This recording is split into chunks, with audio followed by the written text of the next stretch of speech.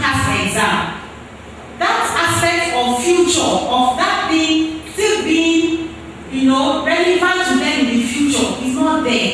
Because we have just taught them to pass exams. That's just it. They have not been able to imbibe, internalize those things that we have taught them. So we must do more than just teaching and this is where it comes. Honestly, at times, so that's why I said that, don't forget, you will make the difference. It may cost you your money, it may cost you, but know that whatever you are doing, I tell you, you will be rewarded for it. It may be a stepping stone to a better employment for you.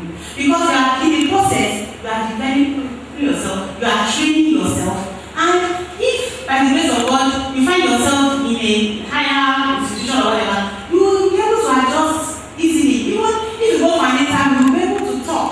You'll be able to give instances and speech, talk based on experience. So let's know that apart from doing good for these children, we are also doing good for ourselves.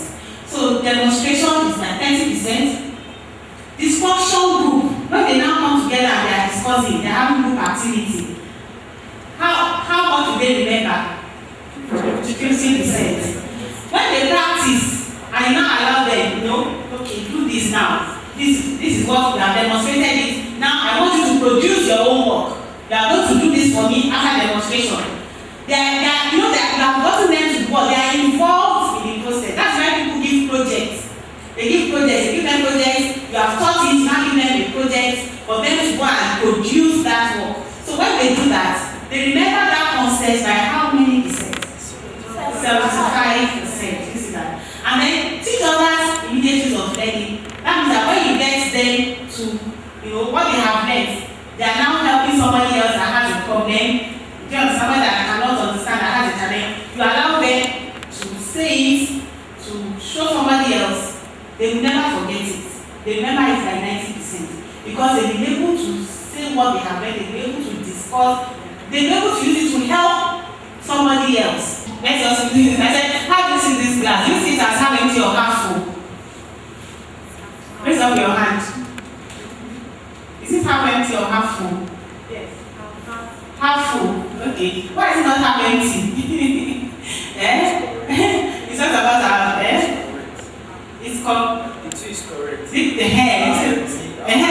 So it's correct because it's just half of it. You will say it's half empty. You will say it's half full. It's your perception of it. How you see life. What you see in your children. If you are somebody that's optimistic, you will see it as half full. Because you know that being full is positive, isn't it? Than being empty. So how do you see those children? And do you see them as being you can really make something out of them. You can really impact them. So this is just an aside. I don't want them to be more possible. So curriculum delivery. How is it linked to teaching? Let's quickly talk about the curriculum. How to deliver our curriculum. The curriculum of a school and subject taught in that school and then next on topics taught within each subject. We're not going to teaching strategies now. Curriculum delivery involves passing across, that is implementing the curriculum. Curriculum delivery involves passing across to the learner the key elements or topics within various subjects. You have your skill, you have your curriculum. So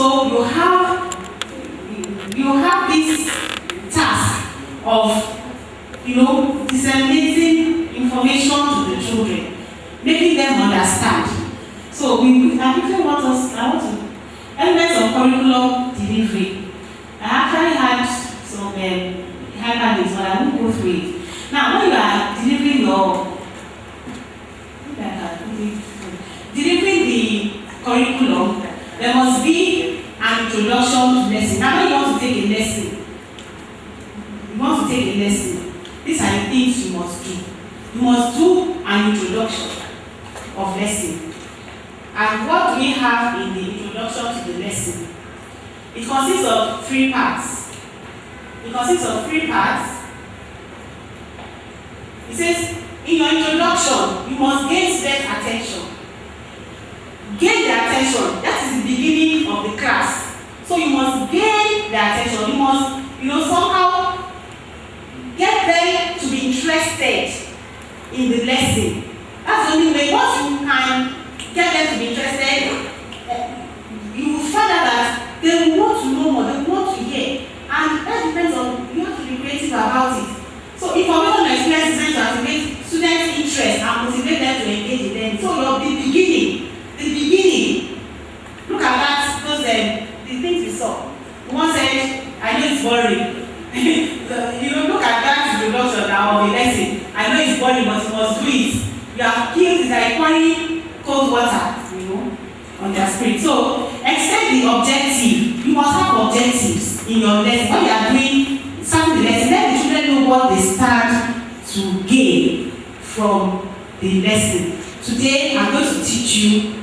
We are going to talk about nouns. We want to find out what nouns are, how they can be useful to us. You understand? So, your lesson beginning, introduction, you must make it interesting, captivating for the children, and then you let them know the objective, why they have to do that subject, and then relate to prior knowledge. In your introduction, you must, you start from what they already know. It could be what the previous lesson, what did we do last week? You start from there. Okay, you tell me what they have done last week. Or if it's something that they already have an idea of, you start from what they know to teach them what they do not know. That's introduction. Then, also in delivery curriculum, instructional presentation is also very important. The way we present the lesson delivery, the way in which we deliver our lessons will have an impact on the students. Interest and engagement in the work. On the students' interest and engagement in the work. If we are pair enthused and excited by the subject that we are studying, then at least some of this enthusiasm will inevitably rub off on our class. We should not be like the teacher in scene 1. No enthusiasm, no excitement. If we're just like that, we don't show excitement, we don't show that, like the other said, it's very interesting, I'm going to enjoy, we're going to have fun. Once you are able to, get the children to believe that, today's lesson, and you're able to make them enjoy the class, it will affect them positively in their learning. The successful teacher will deliver his or her lessons with a sense of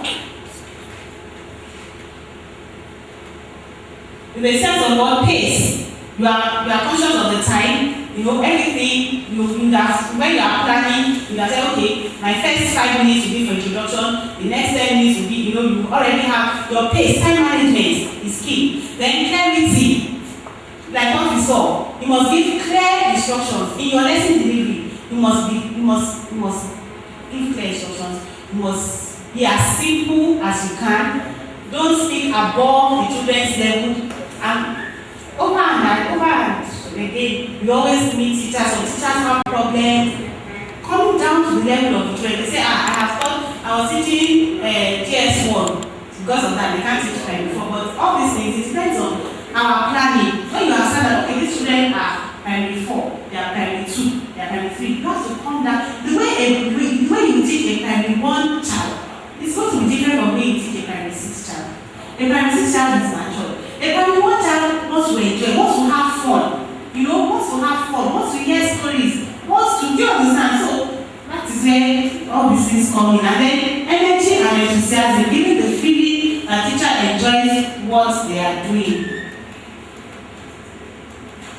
Positive attitude, high expectations, believing that they can and you can. Imagination, that learning can be original, interesting and creative. Delivering your lessons in this way is not easy, particularly when you are feeling tired, under stress, or overloaded with work. As teachers, we only have a limited amount of energy available, and it is therefore important to spend this energy in most positive ways that we can. This is of resources. You already did things on this yesterday, I hear, but what I want to say is that it is very important that you make use of resources when you are teaching. We had our what is it called? Our rules at the beginning. Excuse me, I will seize your phone. You are breaking the rule. Tell that person that you are not allowed to. So, use of resources. You must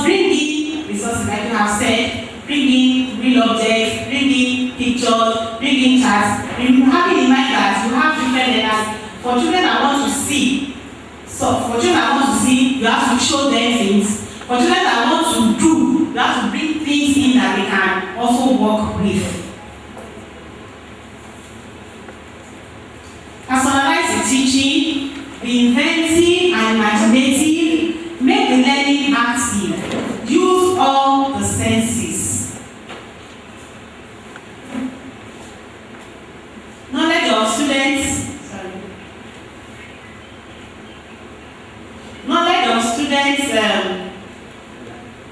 Skills, interests, and approaches to learning. That's all I'm talking about all this while. You have to know your children. Once you know them, you know that you have the verbal learners, you have the oral learners, social learners. You know what the children of that level, how they want to learn. There's the distinction between upper school, lower school. The way your approach must meet the needs of the children in your class. You must meet the need of the children in your class. The way you do it for a 5-year-old will definitely be different from the way you do it, for a 6-year-old. Think of your students as fish. We are talking about your children. Think of them as fish swimming around in the waters of the school. An engaging lesson gives you the bait with which to catch your fish. And once they are put on your bait, then it's beginning to hopefully be the last thing on their mind. So you want to catch them. You want to catch their attention. You want to get them, you want to make them achievers. You want to achieve success with them. So see them as a fish. You know when the fishermen know that when the fish is in the water and then they put the bait, the hook and the whatever thing. Once the thing hooks the fish, what happens? The fish is just be there, head. So that's what they're saying, that try and arrest your children's attention. Try and have results in them. Because you can only do that by having lessons that are engaging, by motivating them, by involving them. There are many ways in which you can develop your own practice by planning more engaging work for your students. This might be using an attention-grabbing starter, we have said that, using a fictional scenario through which to teach the work, finding engaging resources, objects, clothes, food, people, making topical connections between the work and current events, using all classroom props or objects to inspire the class. These are all things you can use to engage your children. Props, things that are not naturally found in the classroom, you bring it in. You bring it in. You may be teaching, let's say, as teaching occupations. You may ask the children, some of them will bring in, maybe they now dress like a doctor or bring something, stethoscope or things. You bring in things, Bring in things that are different from what they normally use and see in the classroom.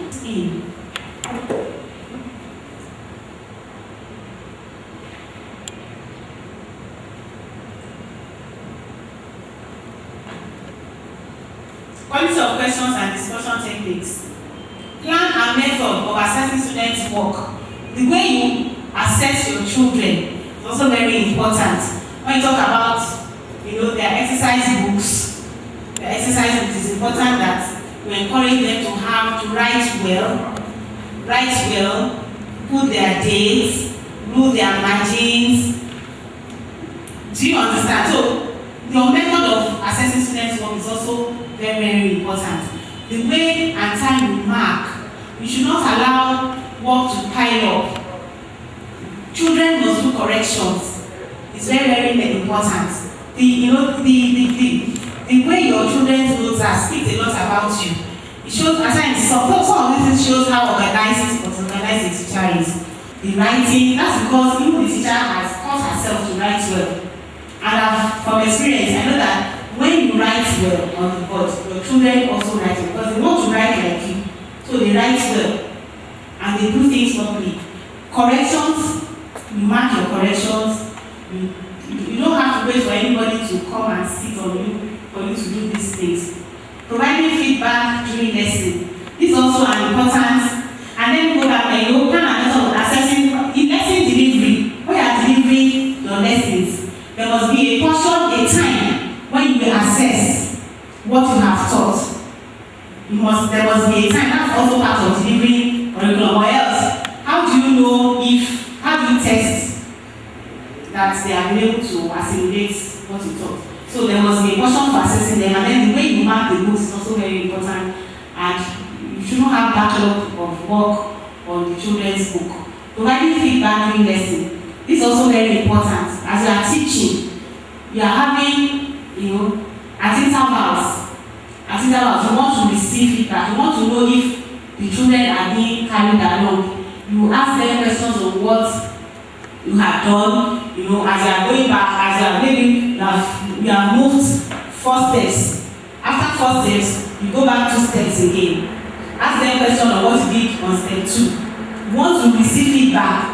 That you can do as lesson progresses as well. So, providing feedback during lesson to ensure that the children are being carried along. You must also have curriculum delivery. There's also body work, and for a teacher that is well organized, the way you partition your board will show in the way you work.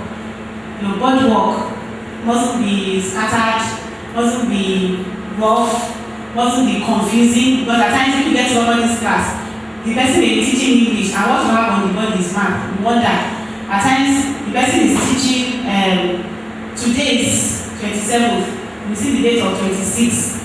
This is all part of being organized and doing things well.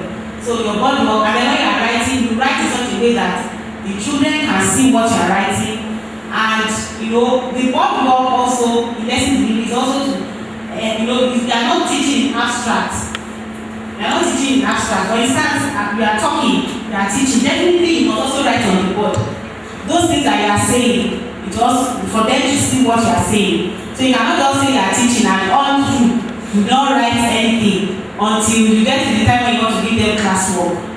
I think that is. I know that is very. The children will not understand. They will be more confused than when at the beginning of the lesson. So board work is important. And then the end of lesson is something I also want to talk about. The end of lesson, some people call it plenary. Plenary, it is important for teachers to evaluate how the lesson went at the end. Most of us, we leave out plenary. When we talk about plenary, it's like a recap, a summary of what you have taught all through that period. So you are having a recap, a summary, and like I said, it's a teacher. But if it is people-centered, everything, you are generating it from what? From the children. You are there to guide them, to prompt them, to be responsible for their learning.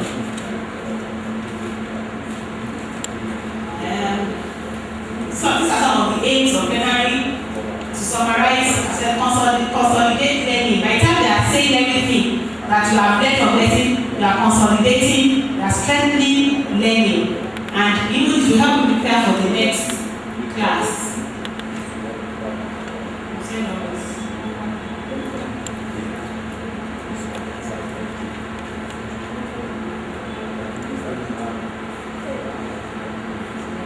Here are some other plenary ideas. When you want to do plenary, you want to end your lesson, these are some things you can use. List 3 things you found out today. And you ask them, these 3 things, apart from saying that what have you learned today, you could say, write all the words related to today's work.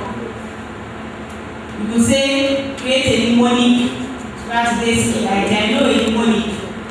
You use everything that you have learned, the main points, you now form a word from it. And that can help them to remember. You could ask them to do it. That will be, to create a mnemonic. And they create a mnemonic, and then they use it to remember the major points. The answer is dash. You are giving them a clue. Now write the question. You are giving them the answer is, you give them the answer. So what am I asking you? All these are plenary ideas. What will happen next? What will we do next lesson? It's also a kind of plenary. Self-assessment, target setting, true or false. These are different ideas for plenary. All these posters, bring out the poster, you review the poster, which you do during your lesson, shared marking, they mark together, illustrating the points, hot sitting. One student is sat at the front of the classroom and asks to respond to question. So we bring out a child, the child sits in front of the classroom. Another children will now be asking that child question. That's hot sitting, like who wants to be a millionaire? Concept mapping. Do you know what our concept mapping? When you draw something like a map, but in the middle you have the thing, the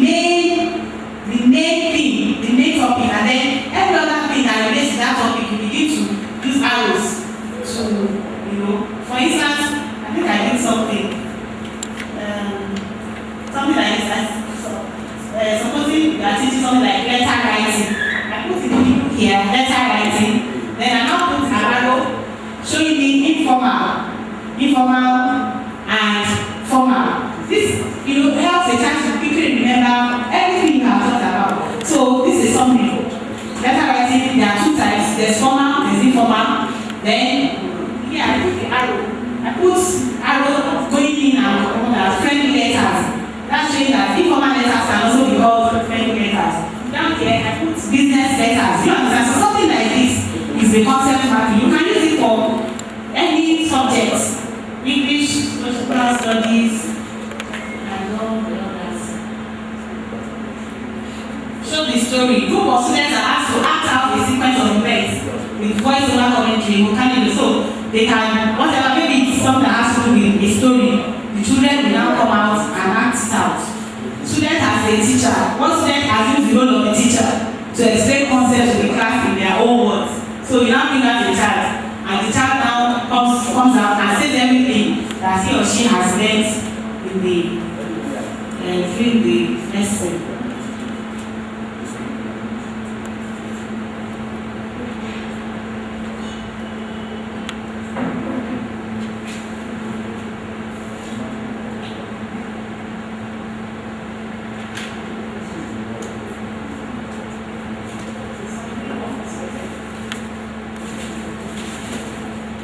Children become aware that what and how they write is important to others. This, with a greater impetus to writing through motivation, can establish a new and important method for writing in the school. Insistence upon standards. That means that you are determined that this is what you want, and you are not weak. You are firm.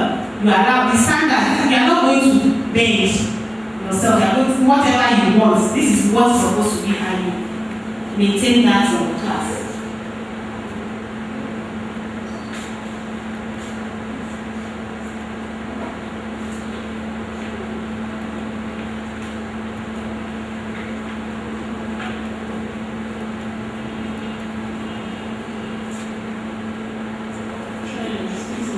It was our time.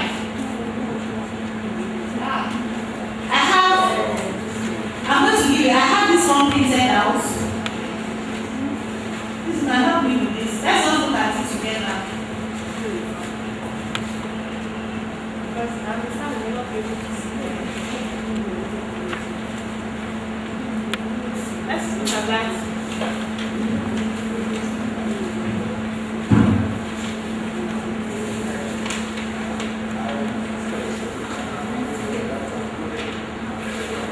Go into groups quickly, 5 minutes. Can we examine our groups, group 1 to 5? Again, let's quickly discuss it. You have it with you. Let's quickly look at this. It's a case study. This is another case study of another teacher. This is another case study of another teacher.